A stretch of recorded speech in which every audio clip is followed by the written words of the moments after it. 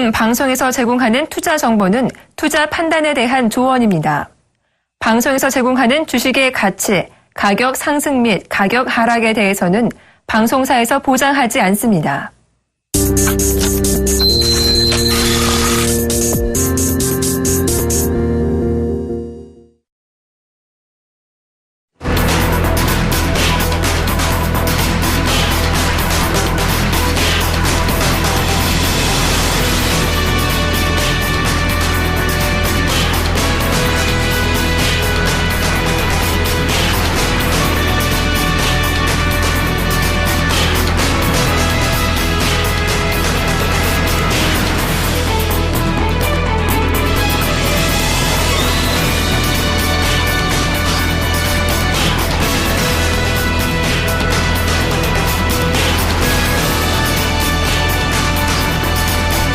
미국의 주간 실업수당 청구 건수가 예상을 깨고 감소세로 돌아섰습니다. 미 노동부는 지난 9일까지 주간 실업수당 청구 건수가 전주 대비 1,000건 줄어든 26만 4천 건으로 집계됐다고 발표했습니다. 이는 15년 내 최저치를 기록했던 전주보다 더 줄어든 것으로 10,000건가량 증가할 것이라던 마켓워치 전문가 예상치 27만 5천 건조차 밑돌았습니다. 미 노동부에 따르면 4월 미국의 생산자 물가지수는 전달보다 0.4% 하락했습니다. 올 들어 벌써 세 번째 하락으로 전달 0.2% 상승한 이후 다시 하락세로 돌아선 것입니다. 4월 생산자 물가지수는 지난해 같은 기간과 비교했을 때 1.3% 하락했습니다. 2010년 3월 0.8% 이후 가장 큰 전년 동기 대비 낙폭인 것입니다. 전문가들은 4월 생산자 물가지수가 전월 대비 0.1% 상승하고 전년 동기 대비로는 0.8%만 하락할 것으로 예상한 바 있습니다. 유럽 중앙은행의 마리오 드라기 총재가 양적 완화 프로그램을 예정대로 계속 진행할 것임을 분명히 했습니다. 드라기 총재는 이미 양적 완화 효과가 실물 경기에 나타나기 시작했다며 궁극적으로는 투자와 소비, 인플레이션에 정책 효과가 미쳐야 할 것이라고 강조했습니다. 특히 인플레이션이 목표 수준까지 근접할 때까지 부양책을 지속할 것이라고 말했습니다. 외신들은 드라기 총재가 양적 완화 프로그램 조기 종료에 대한 우려를 반박한 것이라고 풀이했습니다. 유럽연합 즉 EU 집행위원회는 EU 철강제조협회의 요청에 따라 중국과 러시아 철강업체가 부당하게 낮은 가격으로 철강 제품을 수출했는지 조사에 착수했다고 밝혔습니다. EU 집행위원회는 앞으로 15개월 안에 덤핑 조사를 마무리하게 되며 필요할 경우 9개월 안에 반덤핑 관세 등 조사 결과에 따른 잠정 조치를 취할 수 있습니다.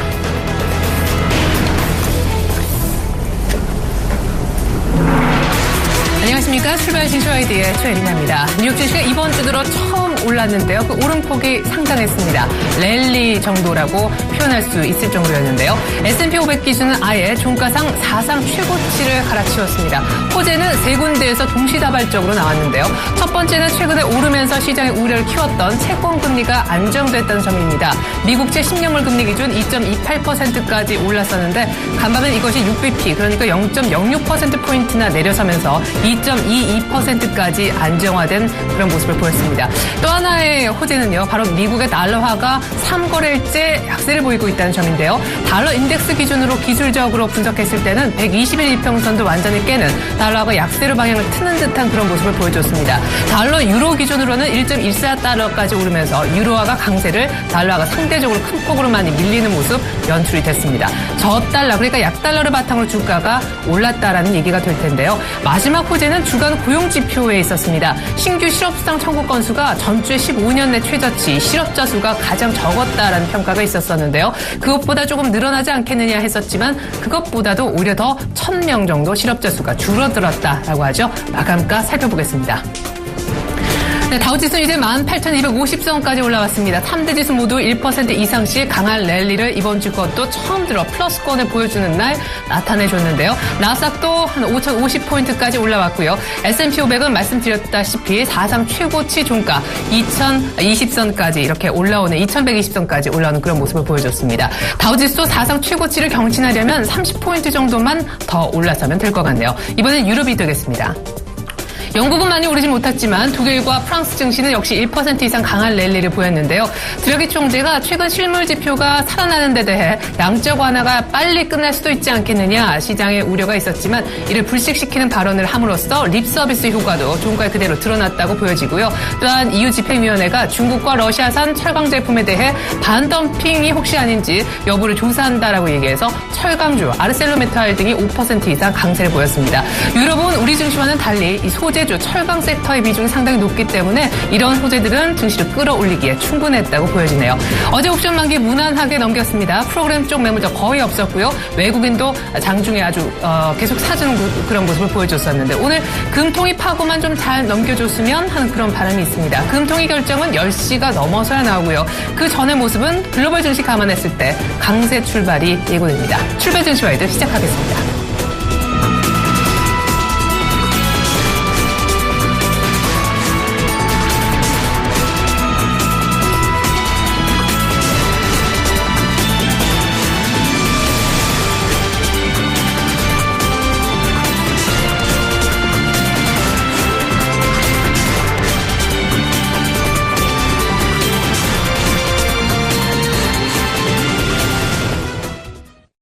먼저 글로벌 경제 이슈부터 짚어보겠습니다. 오늘은 이화여자대학교 경제학과 차은영 교수님과 얘기 나눠보겠습니다. 교수님 안녕하십니까?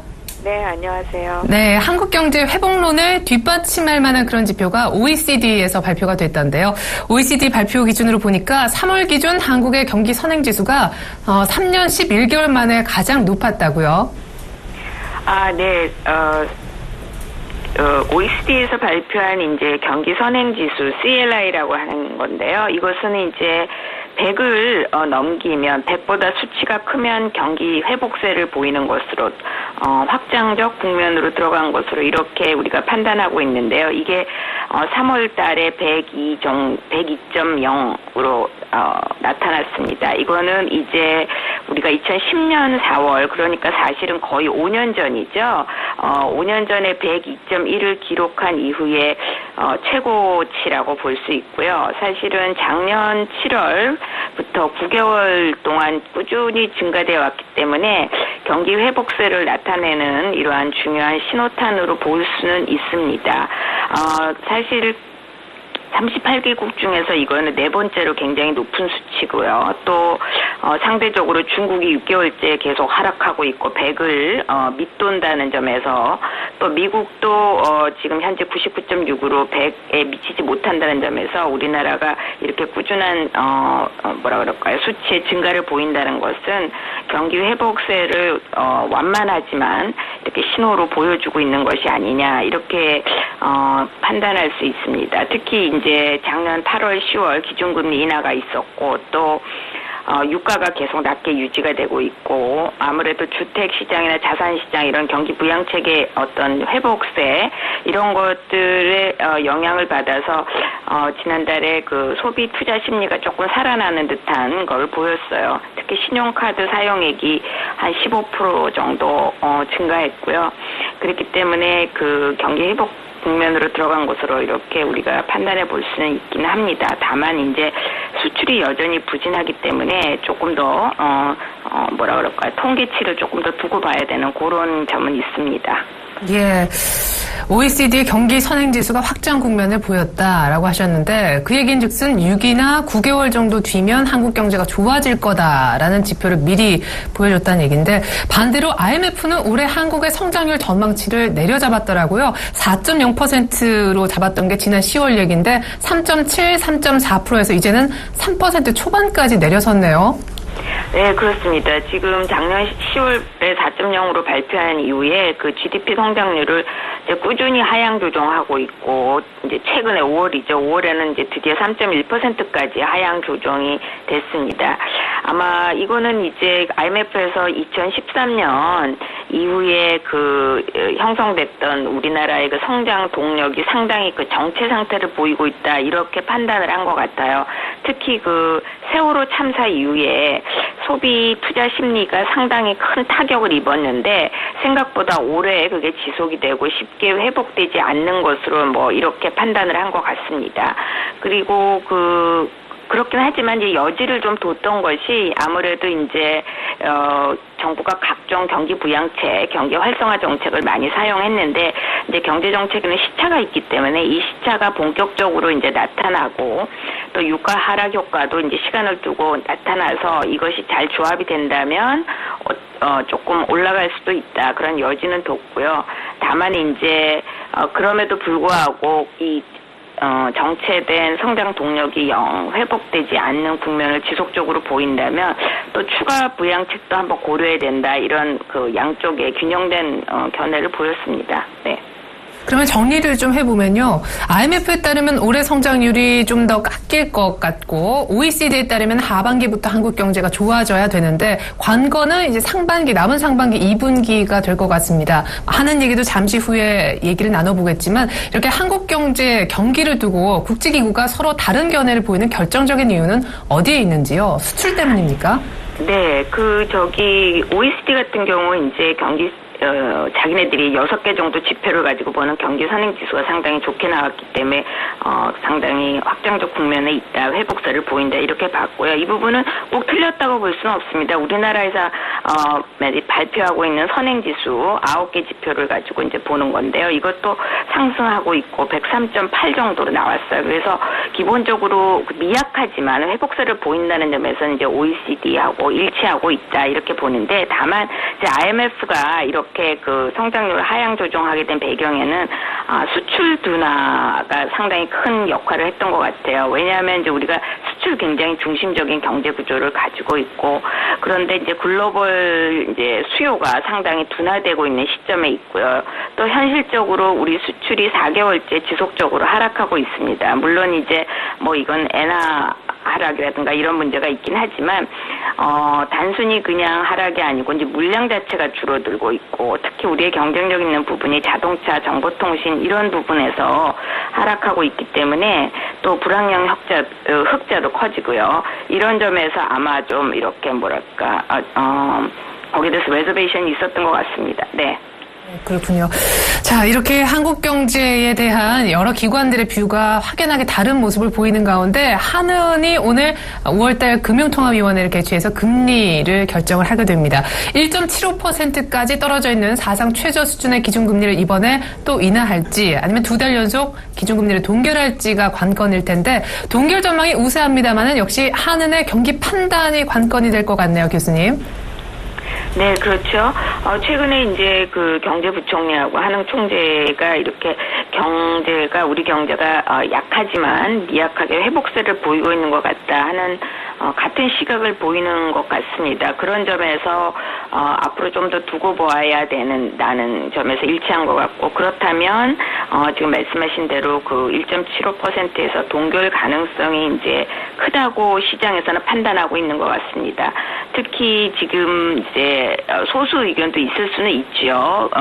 추가적인 금리 인하가 또 필요하다는 소수 의견이 저번 회의에서도 있었긴 한데 아마 이번에도 소수 의견이 좀 유지가 될 가능성도 있지만 그러나 그 금리가 동결될 가능성이 훨씬 더 큰 것으로 이렇게 보고 있습니다.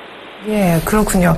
자, 그러면 소수 의견이 더 확장되거나 혹은 깜짝 기준금리 인하 가능성은 조금은 일단 낮다라는 얘기신데 교수님의 개인적인 의견도 궁금합니다. 사실 동결과 그럼에도 불구하고 인하를 주장하는 쪽에 나름대로 논리들은 다 명확하더라고요.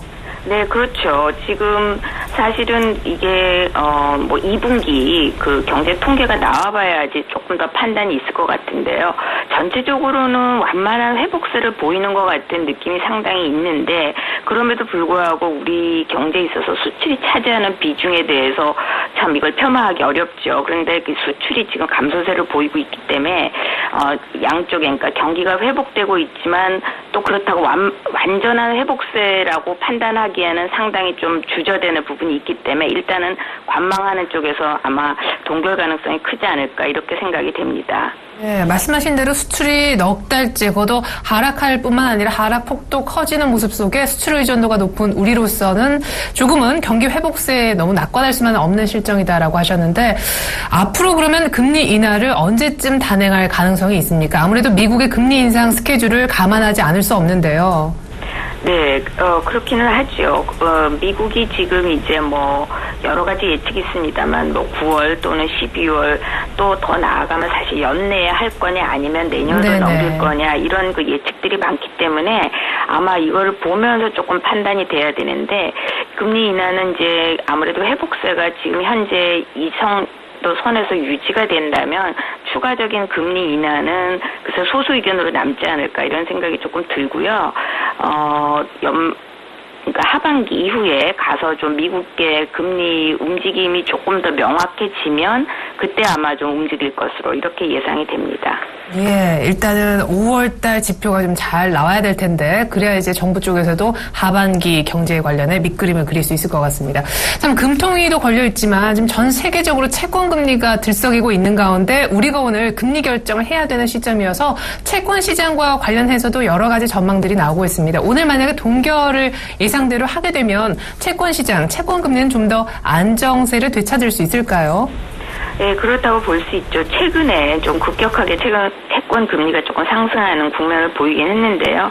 이거는 이제 뭐 글로벌 채권 시장이 이제 갑자기 급등하면서 거기에 뭐 동조화 현상이 좀 나타났던 것 같긴 해요. 왜냐하면 아무래도 이제 인플레이션에 대한 조금 기대 심리도 좀 있었고 또 미국 금리 인상이라는 그런 큰 이제 주제가 늘 시장에 떠 있기 때문에 사실은 이거를 염려 안 할 수 없어서 아마 이제 또 사람들이 지나치게 이제 국채 금리가 내려갔다 이제는 오르지 않겠는가 이런 심리가 반영이 돼서 우리도 좀 따라갔던 것 같긴 한데요. 오늘 금리 동결로 만약에 회의 결과가 나온다면 채권 금리는 좀 안정이 되고 더 추가적인 상승은 나타나기 어렵지 않겠는가 이렇게 예상이 됩니다. 네. 예, 그렇군요. 이미 간밤에 또 미국 쪽의 국채 금리는 이미 안정화되는 그런 모습을 보여주기도 했죠. 미국 얘기 더 해보겠습니다. 주간 신규 실업상 청구 건수 말 그대로 주간 단위로 매주 실업자 수를 집계하고 있는 그런 지표가 되겠는데 15년 내 최저치 수준을 계속 좀 유지해주는 그런 모습이 나타나고 있어요. 네. 지금 발표된 게 26만 한 4천 건 정도죠. 네. 요것은 그 전주 대비해서 1,000건이 감소했는데 사실은 요거는 감소하긴 했지만 시장은 9천 건 정도 감소할 것으로 예상을 했기 때문에 예상보다는 적게 감소한 것으로 이렇게 나타나긴 했습니다. 그렇긴 하지만 최근 10주 동안에 쭉 그 30만 건을 넘지 않는 상태를 유지하고 있었다는 점에서 대체로 이제 시장에서는 30만 건이 넘지 않으면 상당히 고용이 시장이 괜찮은 것으로 이렇게 판단하고 있기 때문에 어느 정도 그 건전성은 유지되고 있다 이렇게 얘기 드릴 수가 있습니다. 네, 근데 참 이게 미국도 시장 판단, 경기라는 것을 알 수가 없는 것이요. 쉽게 판단하기가 어려운 게 4월달 비농업 부문 신규 취업자 수는 상당히 잘 나왔잖아요. 그런데 앞서서 또 4월달 소매 판매는 제자리 걸음하면서 부진했단 말입니다. 근데 이번에 또 주간 실업수당 청구 건수는 잘 나온 거 보면 소비는 별론데 4월 들어 고용은 좋아지고 있다. 그럼 1분기 부진이 일시적이라고 볼 수 있는 건지 이게 판단이 참 애매해집니다. 교수님 뷰는 어느 쪽이세요? 글쎄요, 전체적으로 미국이 지금 그렇게 이제 굉장히 뭐라 그럴까요? 믹스드 시그널링, 그러니까 혼란된 시그널링을 보내는 것 같아요. 그러니까 전반적으로 회복세에 있기는 하지만 그 내용적으로 본다면 또 상당히 우려되는 부분도 있고 이래서 조금 더 두고 봐야 되지 않을까 이런 생각이 드는데 실제로 세계 최대 그 채권 펀드 뱅가드 쪽에서의 그 얘기를 들어보면 미국 경제가 저성장 구조에 사실은 있기 때문에 금리 인상이 될 것으로 예상되더라도 사실 경제 전체로 볼 때 금리 상승 근거는 상당히 빈약한 것을 이렇게 사실 보고 있거든요. 그래서 글쎄요, 2분기 아마 그 발표를 좀 봐야 될 것 같습니다. 네. 그래요. 이런 가운데 우리 국내 증권사에 아주 흥미로운 리포트가 나와서요. 교수님께서 그거 좀 정리해 주셨으면 좋겠는데 미국이 금리 인상하기 전에 채권과 주식시장이 먼저 반응을 하니까 우리가 글을 미루어봐 미국이 언제쯤 금리를 올릴지 알 수 있다라는 그런 내용의 리포트였는데요. 내용 좀 전해주시죠, 교수님. 네, 이제 금리 인상을 하게 되면 그것이 이제 시장에 선제적으로 반영이 이제 된다 이렇게 말씀이 된 것 같고요. 네. 채권은 이제 3개월 전에 미리 움직임이 나타나고 그다음에 주식 시장은 한 달 전쯤에 이제 움직임이 나타난다 이렇게 얘기가 된 것 같습니다. 그런 점에서 이제 채권이 최근에 조금 이제 채권 이율이 금리가 인상이 됐던 것 이것에 대해서 앞으로 이제 금리 인상을 미리 이렇게 신호를 보내는 것이 아니냐 이런 이제 논의가 있었는데요. 사실은 지금 미국 경제가 좋긴 하지만 달러가 워낙 강세고 또 그래서 이 부분에 대해서도 이제 조금 더 두고 봐야 될 것 같습니다. 네. 예. 그런 가운데 옐런 그린스펀 전 연준 의장이 미국이 금리 정상화 과정, 다시 말해 금리를 올리는 과정에서의 상당한 진통이 예상된다라면서 이 테이퍼 텐트럼이라는 표현을 썼던데요. 아마 시청자분들은 조금 생소하게 느끼실 것 같습니다. 이게 과거에 한번 나왔었던 그런 표현이잖아요. 좀 자세하게 풀어주시기 바랍니다. 네, 이거를 아마 이제 긴축 발작 뭐 이렇게 번역을 하는 것 같습니다. 이거는 사실 출발은 2013년 5월에 그 당시에 연방준비제도 이사회의 의장이었던 버냉키 의장이 이제 청문회에서 답변하는 과정에서 그 양적 완화를 축소할 수 있다는 그 긴축 정책이 가능하다는 언급을 하자 그때 이제 그 발언에 의해서 글로벌 금융시장이 상당히 요동을 쳤었던 거죠. 그래서 상당히 이렇게 급박한 그런 그 반응을 보였던 것을 의미하는 것이고요. 지금 이제 미국 금리 인상에 대한 예측이 많죠. 그리고 언젠가는 올릴 것으로 보고 있고 다만 시기적인 문제인데요. 이렇게 올리면 이제 불가피하게 뭐 신흥국 금융시장은 영향을 받을 것이다라는 것이고 거기에 대해서 이제 대비해야 된다 이런 뜻으로 언급이 된 것 같습니다. 네, 금리 결정 또 그와 관련된 한국과 미국의 현재 경기 현 주소까지 짚어주셨습니다. 오늘은 특별히 이화여대 경제학과 차은영 교수님께 얘기 들어봤습니다. 분석 잘 들었습니다. 교수님 감사합니다. 네, 감사합니다.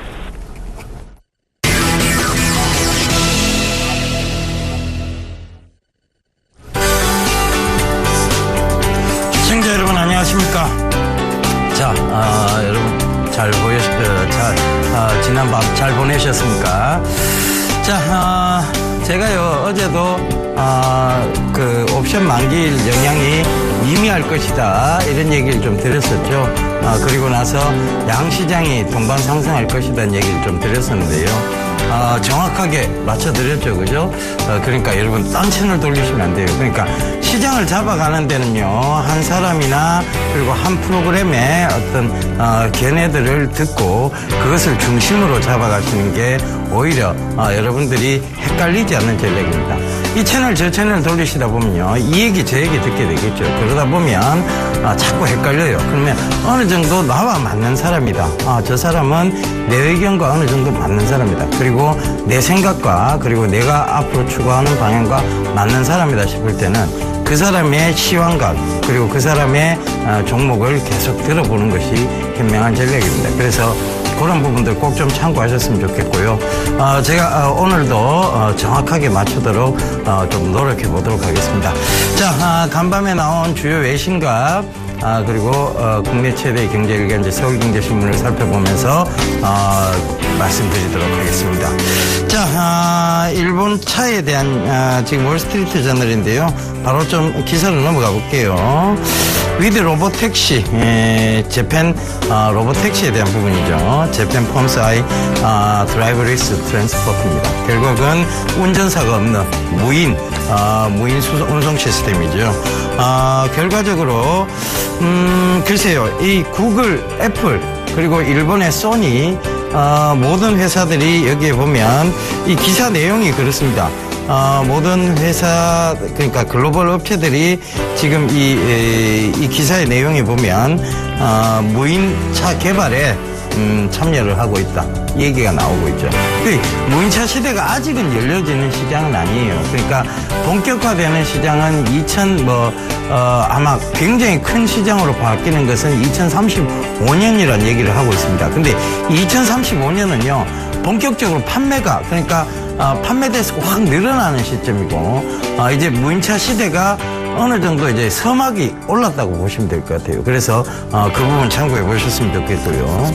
자, 이런 글로벌 브랜드들이 계속 참여하고 있다는 것은 결국은 이제 이 시대가 가고 있다는 얘기고, 이 시대를 위해서 뭔가 연구 개발을 계속 하고 있고 그 R&D 투자를 하고 있다는 얘기입니다. 그러면 여기서 우리가 봐야 될 것은 뭐냐면 먼 미래의 시장을 볼 게 아니라 가까운 지금 연구 개발 단계의 시장, 그게 뭐냐면 인베디드 소프트웨어 시장입니다. 차량용 인베디드 소프트웨어 시장, 요걸 꼭 좀 보셔야 된다는 것을 말씀드리고 싶습니다. 인베디드 소프트웨어 시장의 성장성은요, 스마트카와 더불어서 발전한다고 볼 수 있습니다. 그래서 제가 계속 강조드렸던 종목이 있었죠. 맛동산 테크라고 불렸습니다. 그죠? MDS 테크였습니다. 그 MDS 테크가 결과적으로 보면 지금 최근에 굉장히 강하게 잘 올라오고 있어요. 그래서 이 인베디드 소프트웨어 꼭 좀 보시라는 얘기 드리도록 하겠습니다. 차량용 무인 시스템, 무인 차량, 이런 것은 결국은 차량용 인베디드 소프트웨어 시장의 성장성을 의미한다는 거 다시 한번 꼭 좀 참고를 해보셨으면 좋겠습니다. 자, 그 차량용 인베디드 소프트웨어도 결국은요, 사물 인터넷 시장이에요. 그러니까 그걸 좀 참고해 보셨으면 좋겠습니다. 자, 우리 국내 최대 경제 일간지죠. 서울경제 신문을 좀 살펴보면서 얘기 나눠가도록 하겠습니다. 자, 신세계 파격이라는 얘기 나옵니다. 요거 잠시 뒤에 좀 살펴보겠는데요. 면세점 관련입니다. 그래서 다시 한번 요거 좀 이따 살펴보고요. 일단 제가 뽑아온 기사를 중심으로 좀 살펴보겠습니다.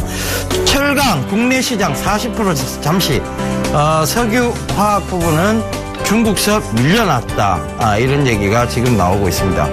중국산의 설 자리 잃은 메이드 인 코리아. 자, 여기에 대해서는 누차 올해 초부터 계속 경고를 드렸었고요. 그래서 지금 이런 부분들을 꼭 좀 참고를 해보셔야 됩니다. 철강업이 지금 존폐 위협까지 가 있다, 뭐 이런 얘기도 나오고 있고요. 지난해 국내에 들어온 중국산 철강제가 34% 급증했다. 그리고 석유화학 역시 중국 때문에 고전하고 있다, 뭐 이런 얘기들 이 기사 내용에 나옵니다. 자, 제가 얘기 드렸죠. 철강, 조선, 정유화학 이미 중국에 따라잡히고 있는 상황입니다. 물론 품질적인 측면에서 우리가 조금 앞서고는 있습니다만은 그 품질이 이 가격적인 측면을 따라가지는 못해요. 그러니까 가격 경쟁력에서 월등하게 우리가 뒤지고 있다는 것이고, 그것 때문에 저가의 철강사, 저가의 조선, 저가의 정유, 저가의 화학주들이 바로 우리 한국을 지금 위협하고 있다는 것이죠. 그래서 철강, 조선, 정유화학이 다시 우리 역시 마찬가지였어요. 철강, 조선, 정유화학 여기가 어디를 우리가 따라잡으면서 가격 경쟁력을 어디를 눌렀느냐면 유럽하고 일본을 눌렀죠. 그런데 그런 가격 경쟁력을 침해를 하면서 눌러놨어요. 그래서 우리나라 철강, 조선, 정유화학 이런 섹터들이 급성장을 하게 된 것이 90년대에서 2000년대 초반까지였습니다. 그런데 지금 그들이 따라잡고 있어요. 그러면서 그들도 우리가 똑같이, 우리가 그 전에 유럽이고 그들이 우리 예전의 모습으로 돌아가서 그들이 가격 경쟁력으로 침해가 들어오면서 철강, 조선, 정유화학이 급격하게 무너지게 된 요인이고요. 지금 최근에 들었던 것은 결국은 기술적 반등이었습니다. 그 전망도 안 좋다는 얘기죠. 그러니까 그런 부분들이 결과적으로는 제가 그런 얘기도 한번 드렸었죠. 철강, 조선, 정유화학이 다시 살아난다는 것은 농업이 부활해도 우리가 잘 살 수 있다는 얘기가 똑같은 얘기가 되어버렸다고. 그러니까 그런 부분들을 참고해 보신다면 아직은 보셔야 될 때가 아니다 라고 좀 말씀을 드리도록 하겠습니다. 자, 올라올 때 기술적 반등이라는 얘기죠. 그래서 이런 부분들이 결과적으로 극복이 되기 위해서는 정부의 정책적 역할이 가장 큰 부분을 차지할 것이라고 보여집니다. 아직 정부가 손을 놓고 있다는 것도 참고해 보셨으면 좋겠습니다. 자, 다음 기사 보면서 얘기해 가도록 하겠습니다. 자, 금융업 새 수익 모델로 부상, 창업 촉진, 일자리 창출 효과도 이런 얘기 나옵니다. 벤처의 날개 크라우드 펀딩입니다. 결과적으로 이 크라우드 펀딩은요, 개인과 개인 간의 대출, 그 핀테크 산업의 하나예요. 그러니까 이런 대출적 부분은 여기서 여러 가지로 나누어 놨습니다. 증권형이 있고요, 그 다음에 기부 보상형이 있고 대출형이 있습니다. 자, 이 증권형은 뭐냐면 지분 참여에 대한 부분입니다. 지분 참여인데 소액 주주들이 모여서 어떤 벤처회사나 이런 데 투자를 하면서 지분 참여를 하는 거예요. 그래서 그걸 나중에 주식으로 보상받는 제도입니다. 그래서 이런 부분들이고요. 기부 보상형은 뭐냐면 엔젤 투자에 대한 부분입니다. 천사 기부라고 얘기하죠. 그죠? 엔젤 투자에 대한 부분인데 예전에 그런 거 있었어요. 그죠? 마스크팩 회사죠. 제닉에 엔젤 투자를 한 사람이 4억 정도의 엔젤 투자를 했고, 제닉이 상장되고 난 이후에 이 사람은 280억을 챙겨갔습니다. 4억 투자해서 280억. 그 엔젤 투자의 성공 사례죠. 그죠? 자, 이런 부분들. 그 다음에 대출형.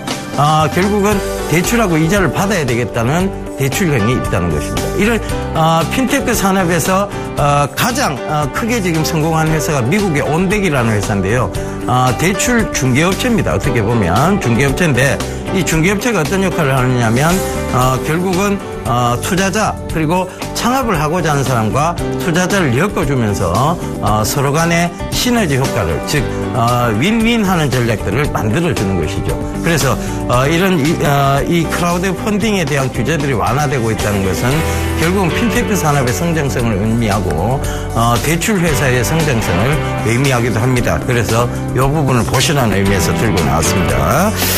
아직은 그래도 이게 규제라는 게 완화되면요 반드시 산업은 성장을 하게 되어 있습니다. 그 부분도 참고를 해보시고요. 아직은 좀 힘들다 이런 얘기들도 나오긴 나와요.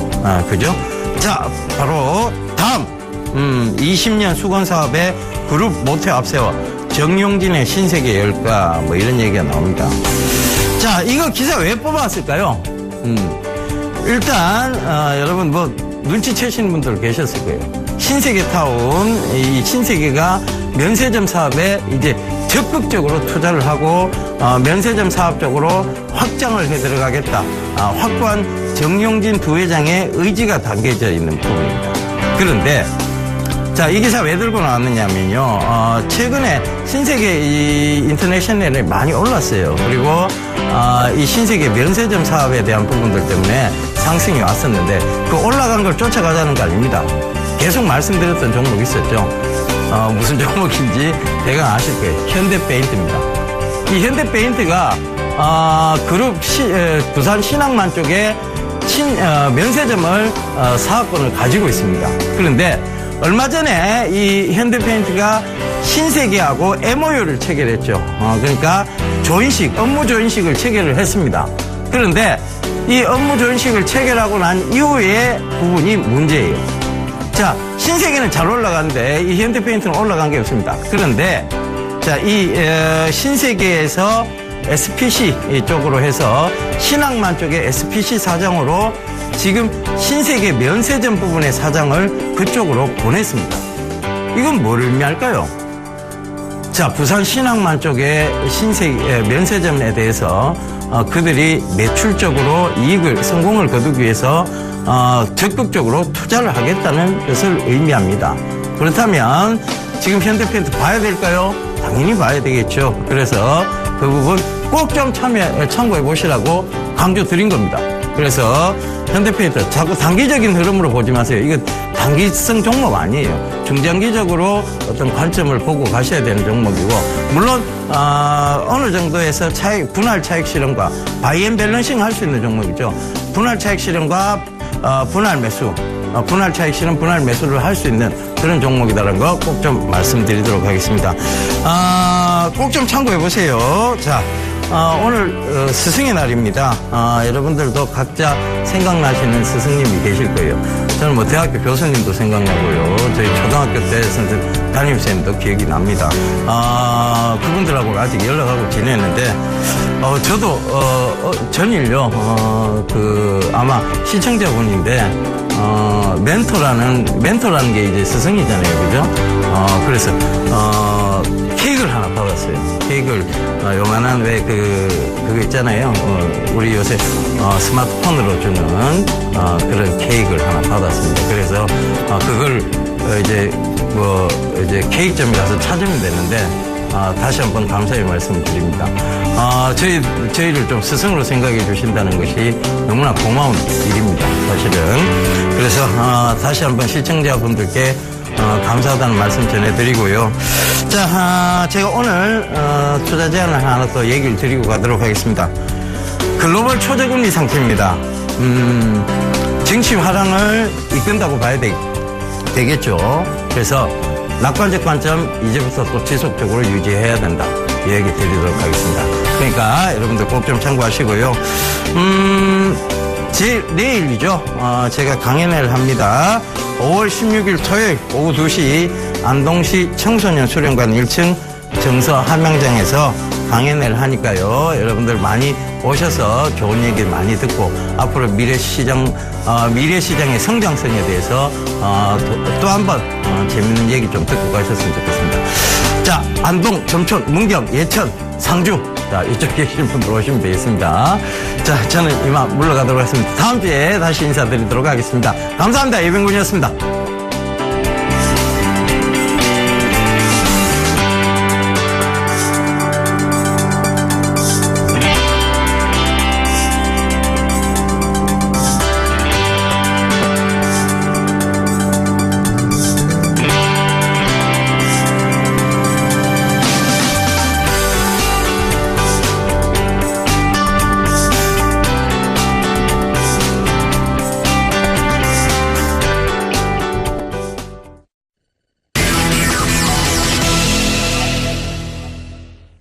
네, 시황의 신 모시고 국내 시장에 필요한 전략 꼼꼼하게 세워보도록 하겠습니다. 오늘은 SK증권 영업부 PIB 센터에 계시는 이재광 이사님 함께해 주시겠습니다. 이사님 안녕하세요. 네, 안녕하세요. 네, 격포제 속에 미국의 S&P 500 지수가 사상 최고치를 냈습니다.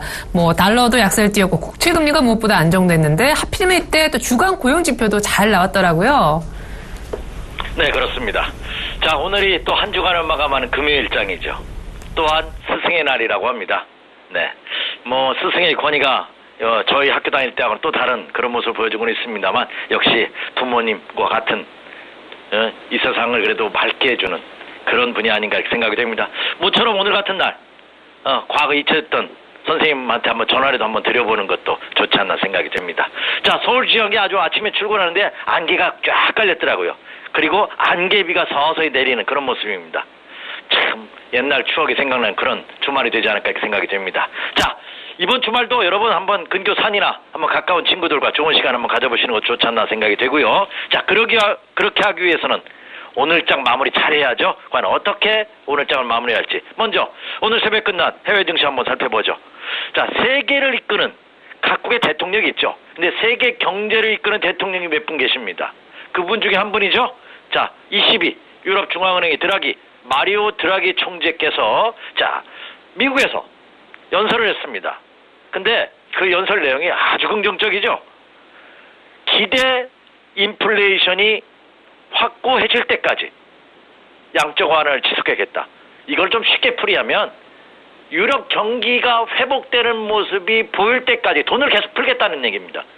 그런 모습을 보이자 유럽 증시가 일제히 급등하는 그런 모습으로 마감이 됐습니다. 그로 인해서 전일 다소 불안했던 유럽 증시가 1% 이상의 급등으로 마감해 줌으로써 그동안의 조정에서 마무리되는 신호가 아니냐는 기대감이 한층 더 불푸는 그런 모습이고요. 자, 우리 이름도 예쁜 에리나 앵커께서도 언급해 주신 바와 같이 미국에서도 그동안 불안했던 것이 두 가지가 있어요. 첫째는 금리가 언제 인상되느냐의 여부. 그리고 채권 시장이 요즘 들어서 급 변동을 하니까 이런 불안감이 일치에 해소되는 그런 모습을 보였습니다.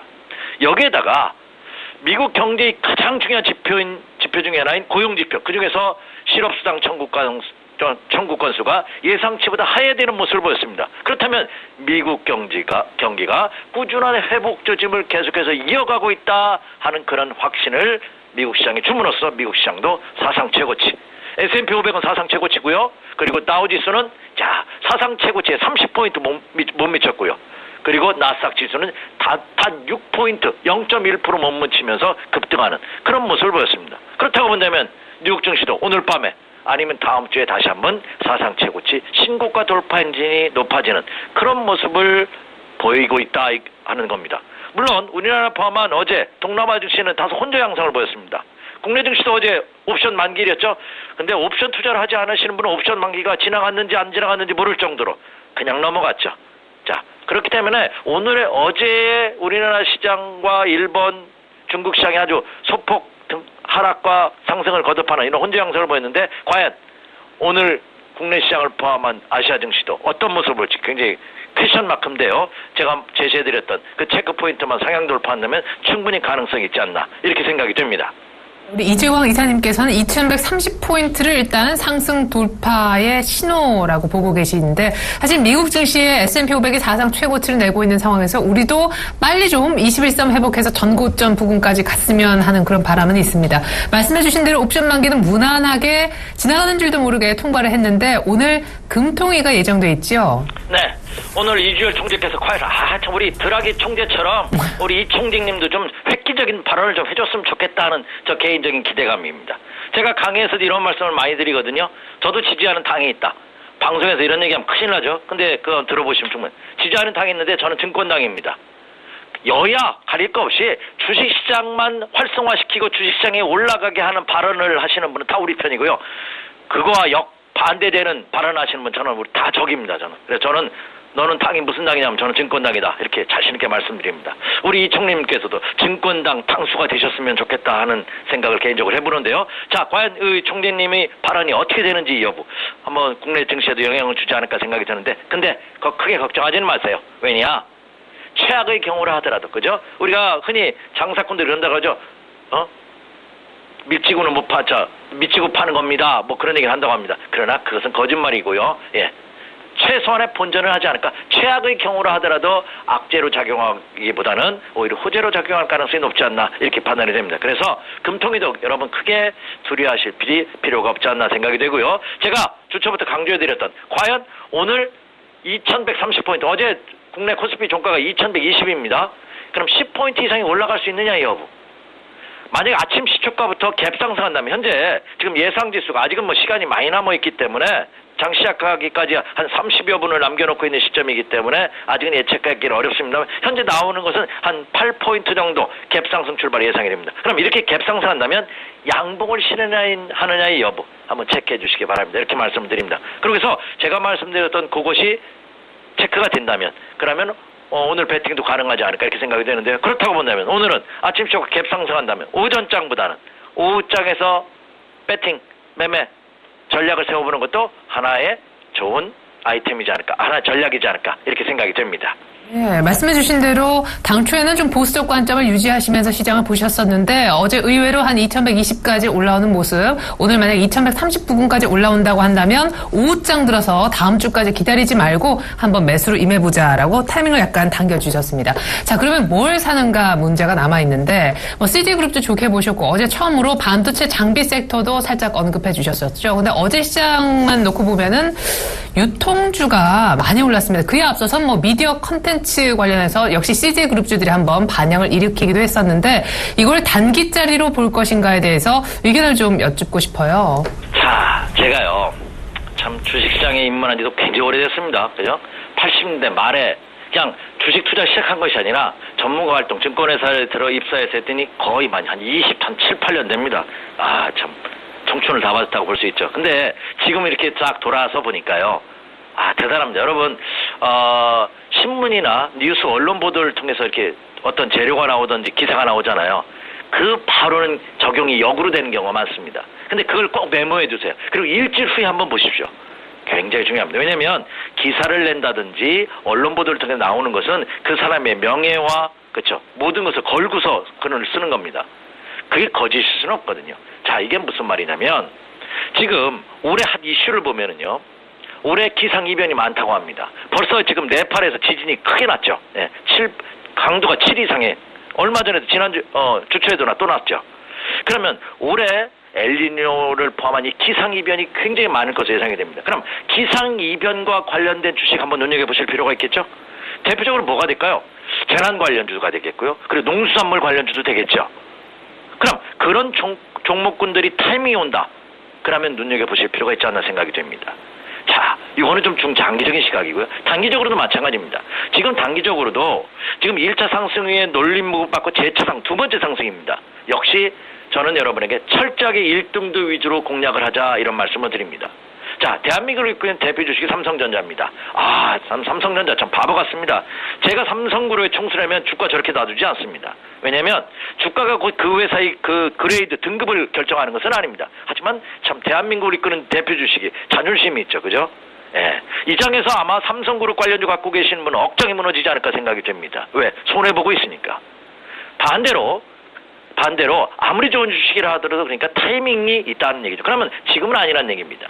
제가 주초부터 CJ그룹 관련주도 계속 강조해드리고 있죠. 예, 아주 멋있는 모습입니다. 계속해서 관심 가져주시기 바라고요. CJ그룹 관련주에서 CJ, 그죠? CJ E&M, CJ CGV, CJ 제일제당, 대표 주자들이죠. 그리고 롯데그룹주들도 있습니다. 롯데그룹주는 롯데케미칼이 먼저 이끌었죠. 근데 케미칼은 탄력이 둔화되고 있습니다. 그럼 롯데제과, 롯데칠성 이런 고가 200만 원 넘는 주식들이니까 고가주입니다. 근데 투자자분들께서도 200만 원짜리 한 주 사나, 20만 원짜리 10주 사나, 2만 원짜리 100주 사나, 2천 원짜리 1000주 사나 수익률은 똑같다는 사실 명심해 주시기 바랍니다. 이런 종목들 눈여겨보시기 바라고요. 그리고 제가 어제도 반도체 부품 관련주 삼성전자가 평택에 엄청난 설비를 투자한다고 하죠. 그에 따른 수요가 예상되는 종목군들 역시 같이 눈여겨보셔도 좋지 않을까 이렇게 생각이 되고 있습니다. 그렇다고 본다면 그런 테마주들이 움직이는 것들이 있다 이렇게 생각이 됩니다. 주식은요 단순히 많이 빠졌다는 것으로 매수할 수는 없습니다. 개인 투자가들은. 근데 많이 빠진 것이 주식시장의 가장 큰 호재인 것은 틀림이 없습니다. 그래서 많이 빠진 종목군들 중에서 거의 공략을 하시고 계시는 분이라면 역시 거래량이 수집되는지 여부 그리고 하락하고 있던 주가가 상승 전환하는 것을 확인하고 배팅한다는 그러니까 턴 어라운드 되는지를 확인하고 배팅해 주신다면 큰 어려움은 없지 않을까. 다시 한번 강조드립니다만 지난 연초에 이어서 지금 2, 4분기에 끝난 2, 4분기도 충분히 저는 주시장이 좋다고 생각하고요. 더 직설적으로 표현한다면 저는 올해 썸머랠리가 있다고 생각합니다. 그 찌는듯한 여름 저는 기다려집니다. 오히려 찌는듯한 여름에 주가의 상승 가능성 충분히 있다. 그렇기 때문에 올 1, 4분기에 연초에 수익을 못 누리셨던 분들은 2, 4분기에 다시 한번 주도들 중심으로 한 공략을 해보셔도 좋지 않을까 이렇게 생각이 됩니다. 네, 서머랠리를 이 봄의 자락에서 미리 준비하는 센스 필요할 것 같습니다. 1등주 롯데그룹, CJ그룹주 좋게 보셨고요. 실적 좋아지는 종목은 당연지사고 특별히 턴어라운드주도 관심을 얘기를 해주셨습니다. 오늘 금통위 예정도 있지만 중립 이상의 재료가 될 거라고 하셨던 분 SK증권영업부 PIB센터의 이재광 이사님이셨습니다. 감사합니다, 이사님. 네, 감사합니다.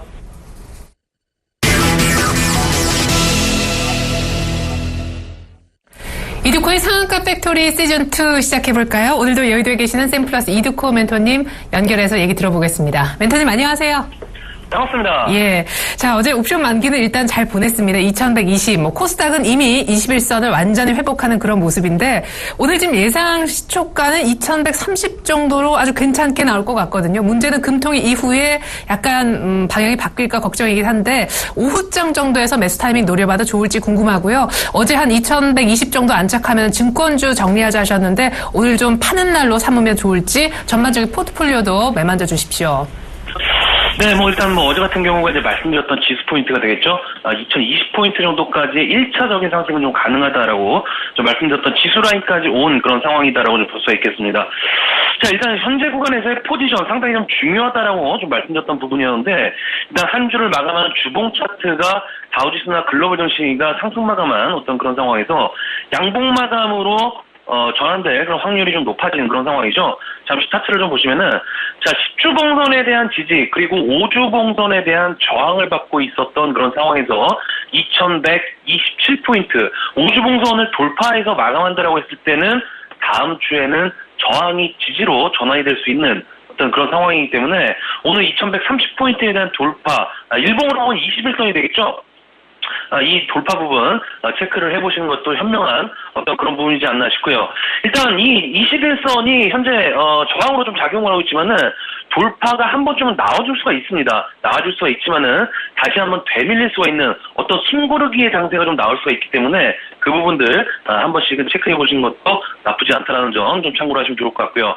자, 근데 이제 다우지수는 최고가 쌍봉 구간에서 움직이고 있고 우리 증시도 2100포인트 이상에서 움직이고 있는 상황에서 아직까지 경기 민감주들은 그다지 좋지 못한 그런 흐름 속에 움직이고 있는 모습이 되겠죠.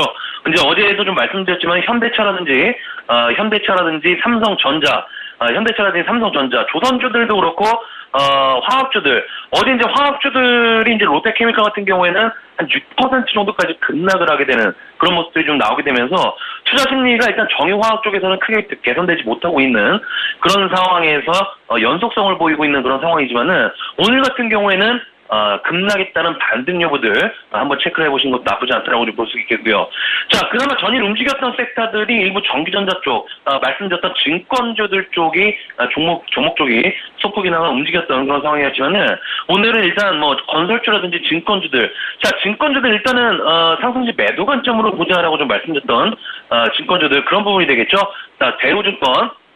자, 대우증권이 어제 한 2% 정도 장중 고가로 마감하는 그런 모습들이 들어오게 되면서 일단 외국인 기관 동시 순매수도 돈매수로 수급적으로 나름 괜찮은 그런 모습이지만은 대차거래나 공매도의 비중이 조금씩 증가 추세로 전환이 되고 있는 그런 상황에서 상단 저항에 대한 어떤 그런 물량 압박을 조금씩은 받을 수가 있는 그런 부분이기 때문에 대우증권을 비롯해서 증권주들은 오늘 상승시 매도 관점으로 일관하셔갖고 보유 중이신 분들께서는 수익을 챙기는 그런 관점이 맞는 부분이지 않나 싶고요. 자, 건설주들 현대건설을 비롯해서 현대건설을 비롯해서 대림산업이라든지 대우건설 이런 건설주의 흐름들을 조금씩 대형주 쪽에서는 살펴봐야 되지 않을까 싶습니다.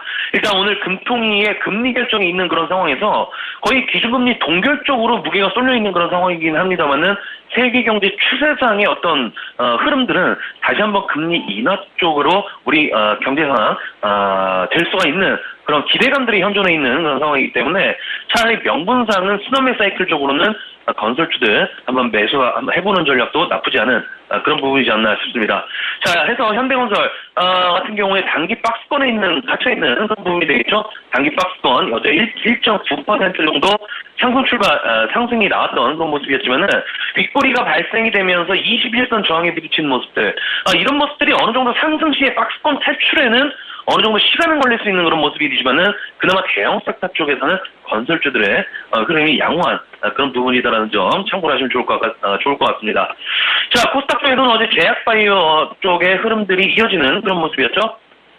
일단 제약바이오 섹터들 말씀드릴 때 뜬구름식의 바이오 관련주들보다는 제약주들 차라리 공략을 한다라고 했을 때는 실적 개선이 뚜렷하게 나와주고 있는 제약 쪽의 섹터들을 집중하는 것이 현명하다라고 좀 말씀드렸던 그런 부분들이 있었는데, 자, 뭐 어제 저희도 메디톡스 같은 경우, 어제 메디톡스 같은 경우에 공략을 했던 그런 상황이 좀 했었는데 7.8% 정도 일단 뭐 급등이 나와주게 되면서 투자 심리가 다시 한번 정고점까지의 상승세가 기대가 되는 그런 부분이 되겠고요.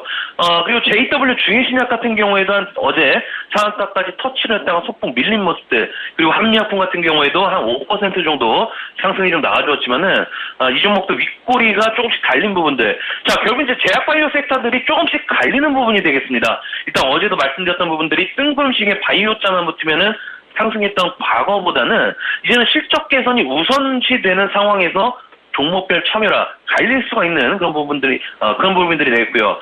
자, 특히나 이제 조금씩 체력적으로 제약바이오 섹터들의 흐름 역시도 조금씩은 저하가 될 수 있는 부분들이기 때문에 제약바이오주들 가지고 계신 분들께서는 상승세는 일부는 차익 실현하시고 실적 발표에 따라서 향후 방향성이 천차만별로 갈릴 수 있다는 점 인지를 하고 계시는 것이 현명한 그런 부분이다라고 좀 말씀을 드리겠습니다. 자, 해서 지난주부터 지수는 10주 봉선에 대한 지지가 나올 때는 2120포인트까지는 간다라고 좀 말씀드리면서 코트 변화를 줘야 된다라고 좀 말씀드렸던 부분들, 코스피 쪽에서는 증권주들 그리고 코스닥 쪽에서는 제약바이오주들 섹터를 좀 말씀드렸던 그런 부분들이었는데, 자, 결국 현대 지수가 상승 후에 급락이 나왔었고, 급락이 나온 상황에서 기술적 반등을 그동안의 상승의 연속성에 있었던 종목들로 이어졌던 그런 상황이기 때문에, 자, 오늘은 지수가 추가적인 다우지수나 글로벌 증시처럼 급등이 나와주기 위해서는 증권, 제약바이오 이런 종목들보다는 업종별 순환매가 현대 구간에서는 다시 한번 돌아야 되는 그런 부분들이기 때문에 건설이라든지 전기 전자 섹터들, 특히나 가장 중요한 부분들이 삼성전자의 200일선에 대한 횡보하는 그런 지속되는 흐름들이 나왔던 그런 상황이었지만은 오늘 정도에는 시가총액 상위 종목들 현대차도 그렇고 서서히 방향성을 틀 수가 있는 그런 부분들이기 때문에 삼성전자와 현대차의 흐름 역시나 현재 구간부터는 무조건적인 되돌림은 나와줘야 된다는 점 참고를 하시고 보시는 것이 좋다라고 좀 말씀을 드리도록 하겠고요. 자, 다음 주 월요일부터 스튜디오로 여러분들을 좀 찾아갑니다. 종목 투캅스라는 프로그램으로 저녁 10시부터 11시까지 무료로 진행이 되는 종목 상담 프로그램인데, 정말 지수가 좀 상승을 하더라도 힘들고 지치시고 현재 지수에 따라서 내 종목의 방향성이 궁금하신 분들 상시 라이브로 전화 연결이 걸릴 수가 있는 그런 부분들이기 때문에 무방 때 많은 분들의 열기를 또 한번 느낄 수가 있다는 점 참고를 하시고 많은 분들의 참여 부탁드린다고 말씀드리면서 한 주 마무리 잘 하시기를 바라겠습니다. 오늘 사스타 팩토리는 여기까지입니다. 고맙습니다.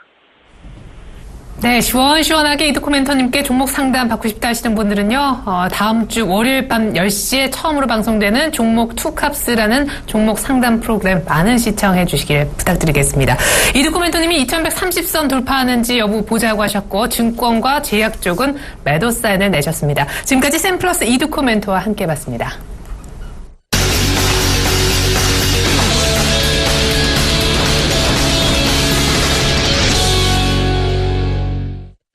옵션 만기였지만 전일 충격은 없었죠. 2120선 정도에서 종가 괜찮게 형성했었는데 오늘 금통위 변수가 있습니다만 그에 앞서서 미국 증시가 간밤에 S&P 500이 사상 최고치를 이미 경신했습니다. 때문에 오늘 시가는 예상대로라면 2130 정도에서 괜찮게 형성이 될 모습인데요. 문제는 금통위 변수가 남아있습니다. 오전장 한가운데 금통위 변수만 잘 넘기면 오늘 종가는 꽤 또 무난한 그런 종가가 나오지 않을까 싶은데요. 매수 타이밍은 오후장 정도가 괜찮다는 평가 있었습니다. 금통위가 중립 이상의 변수로 작용했으면 좋겠네요. 전 잠시 후 시가 들고 다시 오도록 하겠습니다. 출발 증시와이드 1부는 여기까지입니다. 고맙습니다.